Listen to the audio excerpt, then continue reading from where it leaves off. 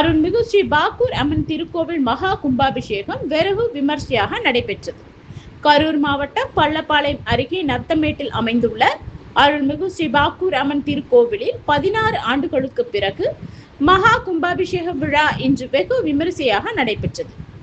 ஆலயம் அருகே பிரத்யேகமாக யாக குண்டங்கள் அமைத்து காவிரி ஆற்றிலிருந்து கொண்டு வரப்பட்ட புனித தீர்த்தத்திற்கு யாக பூஜை நடைபெற்றது. தொடர்ந்து சிவாச்சாரியார் கலசத்திற்கு பூக்களால் நாமாவளிகள் கூறிய பிறகு தூப தீபங்கள் காண்பிக்கப்பட்ட பின்னர் மேளதாள மங்கள இசை வாத்தியங்கள் முழங்க கலசத்தினை சிவாச்சாரியார்கள் தலையில் சுமந்தவாறு கோவிலை சுற்றி வலம் வந்த பிறகு கோபுர கலசத்தை வந்தடைந்தது.